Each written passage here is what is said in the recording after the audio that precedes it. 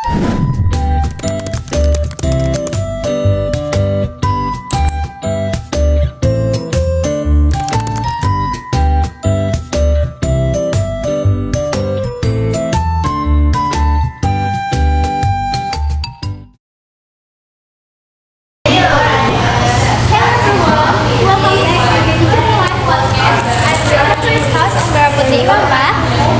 today we're diving deep into how cashless payments and money are changing the way we spend. And my name is Gale. Joining you today, we have two special guests. Kia, a finance expert, and Victor, a digital marketing specialist. Welcome, guys. Thank you. It's great to be here. Yes, I'm excited to join podcast. Thank you, thank you. Alright, let's kick it up here. From a financial standpoint, how have cashless payments impacted consumer behavior? Well, it's a big chance.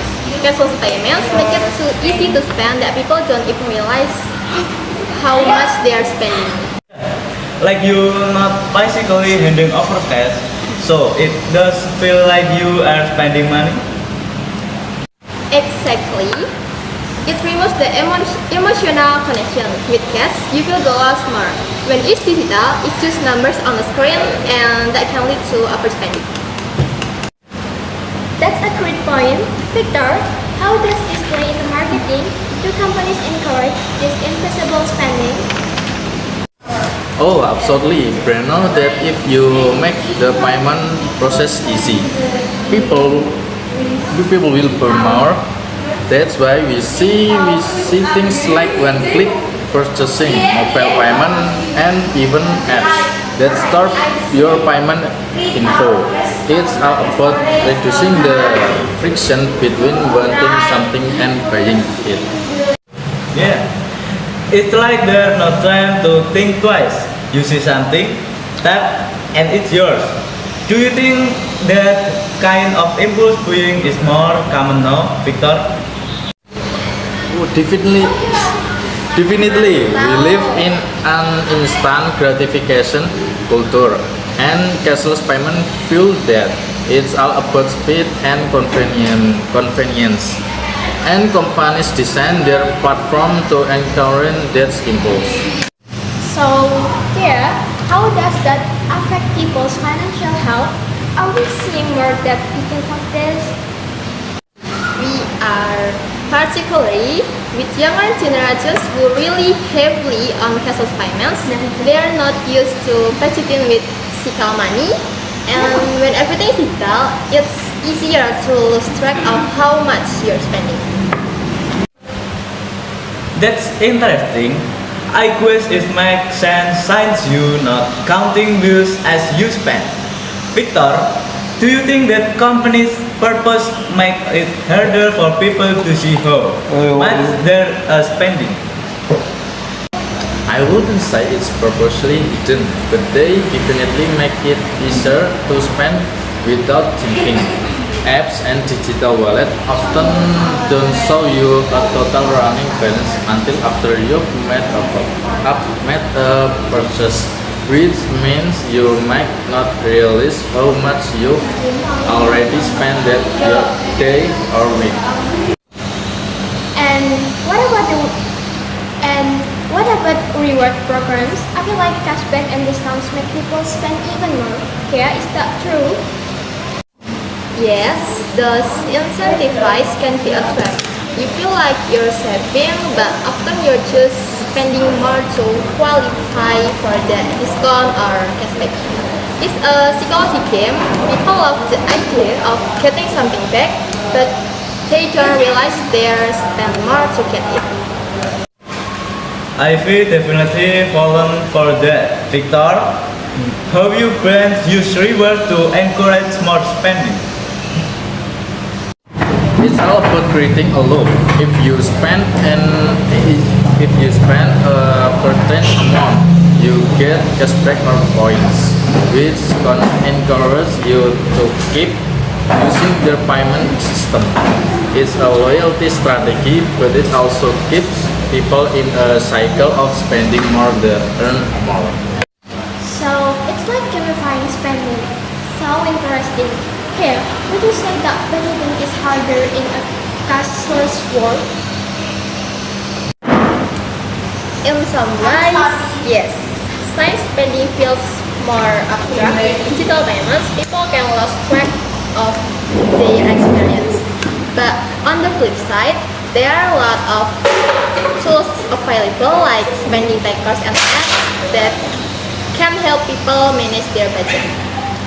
Right, but only if they use them. Victor, what about you? Do you think these tools are helping people?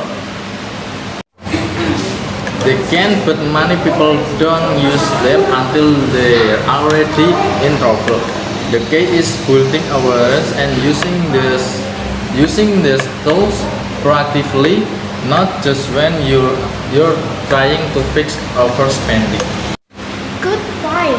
Here, do you think younger generation are more vulnerable to overspending with cashless payments?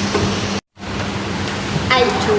Younger people are used to everything being digital, so they are more comfortable with cashless payments.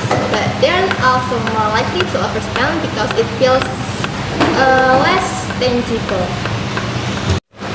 So, Victor, are brands targeting younger consumer more with digital payment insensitive?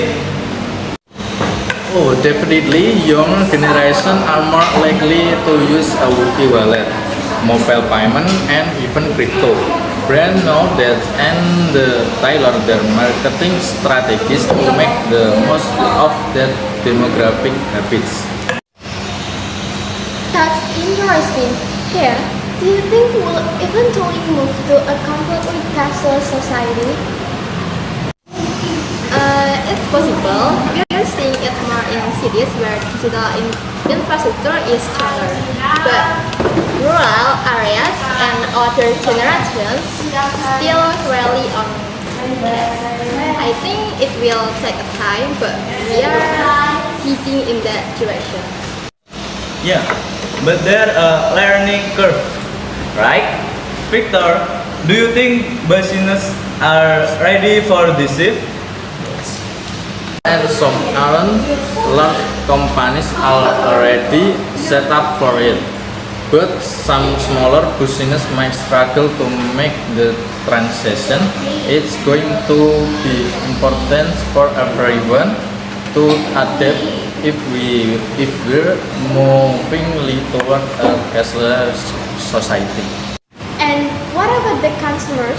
Here, what can people do to manage their finance better in a cashless world? The most important thing is awareness. People need to be conscious of how much they are spending and use tools that help them track their finances in real time. Setting limits, using alerts, and sticking to a budget can help prevent overspending. Alright, that makes sense. Victor, any last tips from a marketing perspective? I just say don't fall for every discount or cashback after offer. Always ask yourself if you're buying something because you need it or just because it's easy. And be mindful of how much you're spending. Great advice. Well, I think we've covered a lot today. Thank you so much for for sharing your insight. Thank you for having me. No problem. And thanks to our listeners for tuning in. Don't forget to join us next time on the Digital Life as we explore more about how technology is shaping our everyday lives. See you next time, everyone.